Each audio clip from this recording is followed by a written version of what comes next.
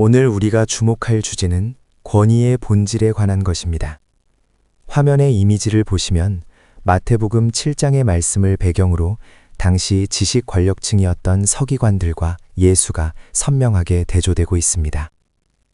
당시 서기관들은 율법이라는 텍스트를 독점하며 제도적이고 지식적인 권위를 행사하던 전문가 집단이었습니다.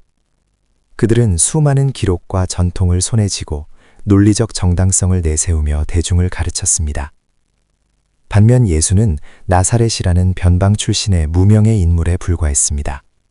사회적 배경이나 제도적 자격만 놓고 본다면 그는 서기관들의 상대가 되지 않았습니다. 하지만 대중은 그들의 가르침에서 결정적인 차이를 발견합니다. 서기관들이 텍스트라는 형식에 갇혀 지식을 나열할 때 예수는 그 현상의 본질을 꿰뚫는 통찰을 제시했기 때문입니다. 이것이 바로 성경이 기록한 권위 있는 자와 같다는 표현의 핵심입니다. 대중은 단순히 정보를 많이 가진 자가 아니라 삶의 실체를 일깨워주는 진정성 있는 권위에 반응한 것입니다.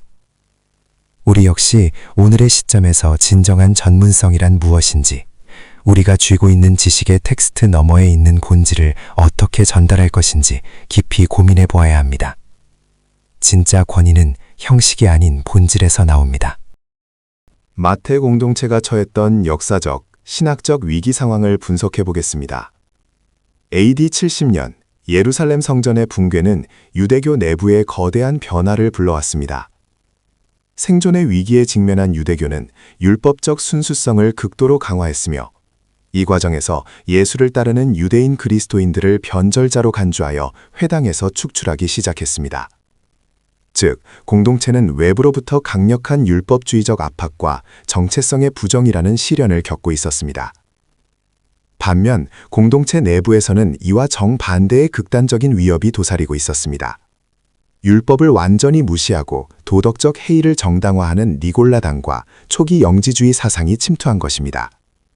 이들은 복음의 자유를 오용하여 윤리적 방종을 부추겼으며 이는 공동체의 근간을 흔드는 내적 위기였습니다. 결국 마태 공동체는 외부의 경직된 율법주의로 회귀할 것인가, 아니면 내부의 무법한 방종으로 나아갈 것인가라는 치열한 신학적 딜레마 한복판에 놓이게 되었습니다. 이러한 양극단의 위협 속에서 마태복음이 제시하는 참된 제자도의 길은 무엇인지, 그 정체성을 확립해 나가는 고뇌의 과정을 우리는 주목해야 합니다. 이번 슬라이드에서는 서기관의 길, 즉 문자에 갇힌 종교의 전형적인 양태를 분석해 보겠습니다. 당시 서기관들은 율법의 1.1획을 목숨처럼 사수하려 했던 철저한 문자주의를 고수했습니다. 예를 들어 안식일의 이동거리를 단 500보로 제한하는 것과 같은 극단적인 세부 규칙들이 그들의 신앙을 지탱하는 근간이 되었습니다. 이러한 태도는 현대의 법 실증주의적 관점과도 매우 유사합니다. 사람의 사정이나 본질적인 가치보다는 명문화된 규칙을 우선시하며 오늘날 우리가 목격하는 문자적 배제와 같은 현상을 초래했습니다. 결국 규정 준수라는 형식 논리가 실질적인 정의를 압도하게 된 것입니다. 이러한 체제의 결정적인 한계는 율법의 모든 항목을 완벽하게 체크하고 수행했을지라도 그 정교한 규칙의 그물망 속에 정작 보호받아야 할 사람은 부재했다는 점에 있습니다. 서기관들은 율법 자체를 궁극적인 목적으로 삼았지만 예수께서 보여주신 길은 율법 너머에 있는 사람을 삶의 참된 목적으로 대우하는 것이었습니다. 이 본질적인 차이가 종교의 생명력을 결정짓는 핵심이라 할 수 있습니다. 이번 슬라이드에서는 니골라당의 사상적 본질인 육체를 버린 영성에 대해 살펴보겠습니다. 이들은 초대교회 시기 신학적으로 매우 위태로운 행보를 보였던 집단입니다. 먼저 이들의 핵심 교리는 안티노미아니즘, 즉 율법 폐기론에 근거하고 있습니다. 믿음으로 해방되었다는 명분 아래 도덕적 규범인 율법을 구시대의 유물로 치부하며 전면 부정했습니다. 이는 신앙적 자유를 방종으로 오해한 결과였습니다. 또한 이들은 영은 선하고 육은 악하다는 영지주의적 이원론에 깊이 침잠해 있었습니다. 이러한 관점은 그리스도의 육신을 가짜로 보는 가현설로 이어지며 기독교 신앙의 근간을 흔들었습니다. 이러한 신학적 전제들이 가져온 결과는 극단적이었습니다. 육체를 영적 성장과는 무관한 무의미한 껍데기로 간주했기에 극심한 긍욕주의에 빠지거나 반대로 어떠한 쾌락도 무관하다는 식의 방종으로 흘렀습니다. 결과적으로 신앙의 실천 영역인 삶의 윤리가 완전히 붕괴되는 비극을 초래했습니다. 이번 슬라이드에서는 우리가 주목해야 할 제3의 길, 즉 폐기가 아닌 충만이라는 개념에 대해 심도 있게 다뤄보겠습니다. 마태복음 5장 17절은 율법에 대한 예수의 관점을 명확히 보여줍니다. 예수는 자신이 율법을 폐하러 온 것이 아니라 완전하게 하려 함이라고 선언합니다. 여기서 완전하게 한다는 표현의 헬라어 원어는 플레로사이입니다. 이 단어의 본질적인 의미를 분석해보면 단순히 규칙을 한치의 오차 없이 완벽하게 지키는 퍼펙트의 개념이 아님을 알 수 있습니다.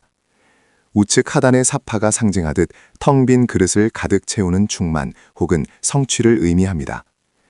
당시의 율법이 형식주의에 치우쳐 그 본질이 비어있는 상태였다면 예수는 그 껍데기 안에 하나님의 정신과 사랑이라는 본질을 가득 채워 넣으셨습니다. 결국 제3의 길이란 과거의 유산을 부정하는 것이 아니라 그 안에 생명력을 불어넣어 온전한 목적에 도달하게 하는 과정이라 할 수 있습니다. 율법의 자구에 얽매이기보다 그 이면에 담긴 시대적 정신을 회복하는 것이 바로 충만의 핵심입니다. 이어서 첫 번째 반명제인 살인에 관한 법을 고찰해 보겠습니다. 과거의 전통적 율법, 즉 올드로는 물리적 행위로서의 살인에 초점을 맞추었습니다. 직접 칼을 휘둘러 생명을 해치는 외적 행동을 금지하는 데 주력한 것입니다. 그러나 예수의 관점은 행위를 넘어선 동기에 주목하며 그 지평을 확장합니다. 슬라이드 우측에서 보시는 것처럼 누군가를 미워하고 분노를 표출하는 내면의 상태를 살인의 본질적 범주에 포함시킵니다. 단순히 육체적인 생명을 끊는 것만이 살인이 아니라는 뜻입니다. 타인의 인격을 모독하고 비인격화하는 혐오와 조롱 역시 상대의 존재 가치를 말살한다는 측면에서 본질적으로 살인과 다를 바 없다는 점을 강조하고 있습니다.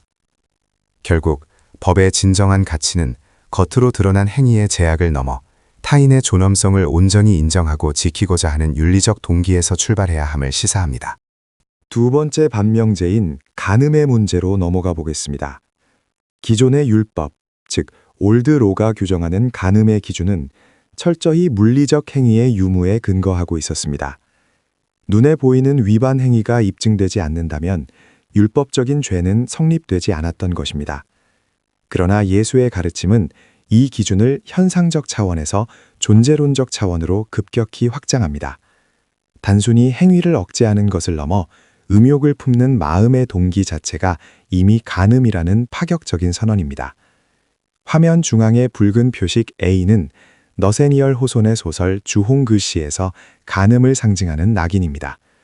주인공 헤스터 프리는 이 표식을 가슴에 달고 사회적 수치를 당하지만 정작 그녀를 손가락질하는 마을 사람들의 내면은 위선과 추악한 욕망으로 가득 차 있었습니다.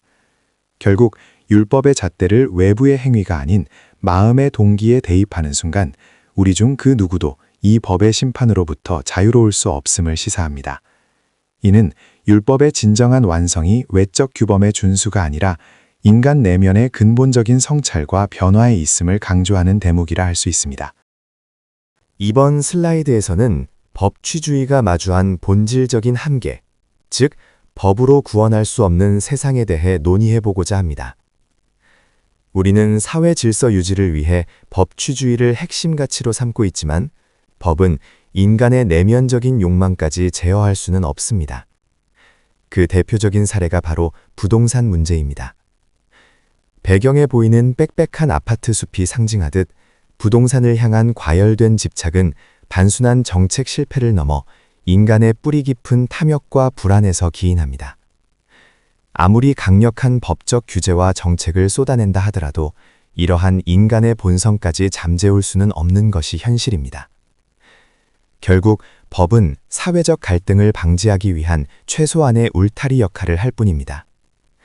법이 인간의 삶을 진정으로 충만하게 만들거나 근본적인 자유를 부여하는 해결책이 될 수는 없다는 점을 우리는 분명히 인식해야 합니다.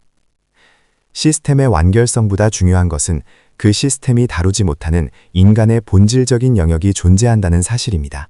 9번째 슬라이드에서는 절망적인 기준이라는 주제를 통해 인간의 도덕적 한계와 그 근원적인 상태에 대해 심도 있게 살펴보겠습니다. 슬라이드 상단의 제목이 시사하듯 여기서 제시되는 기준은 우리 모두가 예외 없이 죄인이라는 사실을 직면하게 합니다. 중앙의 시각 자료를 보시면 거대하고 견고한 절벽 앞에 서 있는 아주 작은 인간의 형상을 볼 수 있습니다. 이는 우리가 마주한 도덕적 율법의 압도적인 위엄과 그 앞에서 느끼는 무력감을 상징합니다.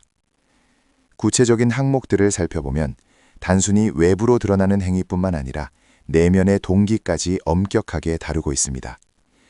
형제를 욕하는 자를 살인자와 동일시하고 마음의 음욕을 간음으로 규정하며 물리적 폭력 앞에 무조건적인 수용을 요구하는 기준은 인간의 본성으로는 도저히 도달할 수 없는 지점입니다.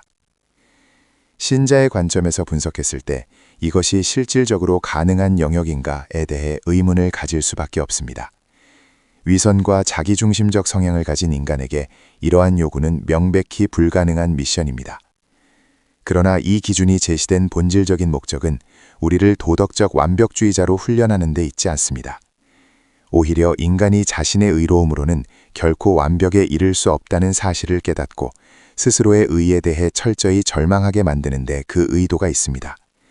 즉, 인간 존재의 한계를 인정하게 함으로써 새로운 차원의 구속적 논의로 이끌기 위한 전략적 지표라고 할 수 있습니다.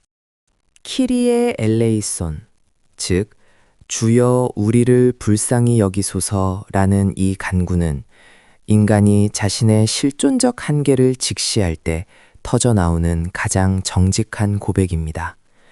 우리는 흔히 완벽한 기준인 충만한 율법을 스스로의 의지와 힘으로 온전히 지켜낼 수 있다고 착각하곤 합니다. 하지만 그 불가능함을 절감하는 순간 우리는 비로소 타인의 시선과 자기만족을 위해 쓰고 있던 위선의 가면을 벗어던질 수 있습니다. 나는 그렇지 않은 척, 나는 거룩한 척하는 기만에서 벗어나 자신의 무력함을 인정하는 정직한 절망의 단계로 나아가는 것입니다. 여기서 우리는 충만을 뜻하는 헬라어 플레로마의 진정한 의미를 발견하게 됩니다. 진정한 충만이란 내가 스스로를 채워가는 능동적인 성취가 아닙니다. 오히려 나라는 존재를 철저히 비워냈을 때 그 빈 공간에 비로소 외부로부터 오는 은혜가 채워지는 상태를 의미합니다. 결국 키리에 엘레이소는 비워진 나에게 임하는 은혜의 충만함을 갈구하는 존재론적 회복의 시작점이라 할 수 있습니다. 다음의 슬라이드에서 우리가 신앙 안에서 경험하는 정체성의 근본적인 변화에 대해 살펴보겠습니다. 화면의 왼쪽을 보시면 차가운 바닥에 놓인 쇠사슬이 종의 상태를 상징하고 있습니다. 종의 핵심적인 정서가 바로 불안인 이유는 그 관계가 조건적이기 때문입니다. 주인의 눈치를 살피며 율법과 규칙을 완벽히 지켜야만 인정을 받을 수 있다고 믿기에 행여나 실패하지 않을까 하는 두려움이 늘 뒤따르게 됩니다. 반면 오른쪽의 이미지는 따스한 햇살이 비치는 열린 창문을 통해 자녀의 자유를 보여줍니다. 자녀는 어떠한 자격이나 조건을 충족해서 사랑받는 것이 아닙니다. 무언가를 성취하기 이전에 존재 자체로 이미 용납되었고 그 사랑 안에 거하기에 비로소 참된 자유를 누립니다. 결국 예수를 믿는다는 것은 나를 억눌러 왔던 율법의 감시와 정죄에서 완전히 벗어나는 것을 의미합니다. 행위의 굴레를 벗어던지고 우리를 무조건적으로 수용하는 광활한 은혜의 바다에 온전히 몸을 맡기는 것. 그것이 우리가 지향해야 할 진정한 신앙의 회복입니다. 우리는 늘 완전함을 지향하지만 현실에서의 우리는 여전히 빈번하게 넘어지곤 합니다. 때로는 누군가를 미워하고 때로는 헛된 우월감에 사로잡히는 것이 우리의 솔직한 모습입니다. 화면에 보이는 킨츠기 도자기처럼 우리 삶에는 수많은 균열과 파편들이 존재합니다. 하지만 중요한 것은 우리 존재를 지탱하는 근거가 근본적으로 바뀌었다는 사실입니다. 과거의 우리는 자신의 도덕적 성취나 행위, 즉 나의 의의를 쌓아 올림으로써 자신의 가치를 증명하려 애썼습니다. 그러나 지금은 예수 그리스도를 통해 나타난 하나님의 조건 없는 용납과 의로우심이 우리 삶의 새로운 토대가 되었습니다. 이제 우리는 자신의 결핍에 매몰되는 대신 측량할 수 없는 은혜의 깊이에 의지합니다. 비록 여전히 부족한 모습일지라도 그 은혜 안에서 때로는 뻔뻔할 정도의 당당함으로 그리고 매 순간 넘치는 감사함으로 오늘을 살아갈 수 있는 것입니다. 이것이 바로 부족함 속에서도 이미 충만함을 누리는 역설적인 삶의 신비입니다. 이어서 충만한 삶, 즉 필드 라이프의 본질적인 의미에 대해 고찰해 보겠습니다.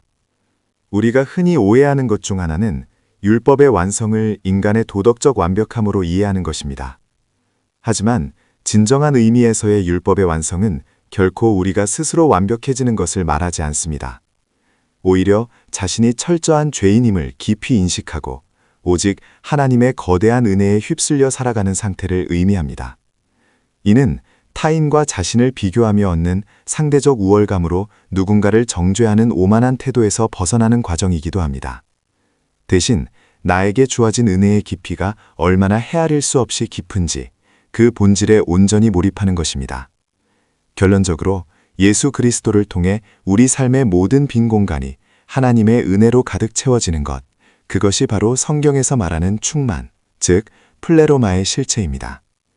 우리가 은혜의 깊이에 침잠할 때 비로소 진정한 충만함을 경험할 수 있습니다. 충만한 삶이라는 것은 인간의 의지나 도덕적 성취로 도달할 수 있는 영역이 아닙니다. 본 슬라이드에서 강조하듯 진정한 생명의 충만함은 오직 은혜의 깊이 안에서만 우리에게 주어지는 신비입니다. 우리가 은혜의 심연을 깊이 경험할수록 삶의 근거는 자기 자신으로부터 타자인 신의 영역으로 옮겨가게 됩니다. 이러한 은혜를 갈망하고 전적으로 의지하는 자의 삶에는 중요한 특징이 나타납니다. 그것은 바로 서기관들이 가졌던 종교적 우월감으로부터의 해방입니다. 율법적 형식주의나 자기의에 매몰된 우월감은 은혜의 본질과 공존할 수 없습니다. 진정으로 은혜를 깨달은 전문 신앙인이라면 자신의 공로를 내세우는 교만을 내려놓고 철저한 겸비의 자세를 갖추게 됩니다. 정용삼 목사님의 메시지처럼 우리의 실존이 예수 그리스도의 은혜로 채워질 때 비로소 우리는 율법의 굴레를 벗어난 참된 자유를 누릴 수 있습니다. 오늘 이 자리에 계신 여러분의 사역과 삶의 현장마다 그리스도의 깊은 은혜가 충만하게 임하기를 기원합니다.